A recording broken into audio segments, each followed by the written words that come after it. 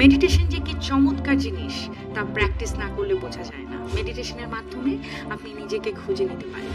ভারতে একটি প্রাচীন গল্প আছে। 10 জন অন্ধ মানুষ একটি নদী পাড়ি দেবে। স্রোতের গতি ভীষণ তীব্র, তাই তারা একে অপরের হাত ধরল এবং অপর প্রান্তে গিয়ে পৌঁছল। অপর প্রান্তে পৌঁছানোর পর তাদের মধ্যে থেকে একজন বলল যে আমাদের সবাইকে গণনা করা প্রয়োজন। স্রোত অনেক তীব্র ছিল এবং আমরা কেউই কাউকে দেখতে পাই না, হয়তো কেউ নদীর সাথে ভেসে চলে গিয়ে থাকতে পারে। অতঃপর তারা গণনা শুরু করলো, কিন্তু আশ্চর্যের বিষয় হলো বারবার গণনা 9 সংখ্যায় এসে থেমে যাচ্ছে।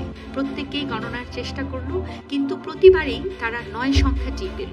নদীর পাড়ে বসে থাকা একজন মানুষ এই দৃশ্য দেখে হাসতে আরম্ভ করলো এবং বলল, কি মজার কাণ্ড। আর অন্যদিকে ওই অন্ধ 10 জন সেখানে বসে থেকে চোখ দিয়ে কান্নার জল ফেলছে, এই কারণে যে তারা তাদের একজন সাথীকে হারিয়ে ফেলেছে। তারপর যে মানুষটি তাদের এতক্ষণ লক্ষ্য করছিল আর হাসছিল, সেই মানুষ এগিয়ে আসলো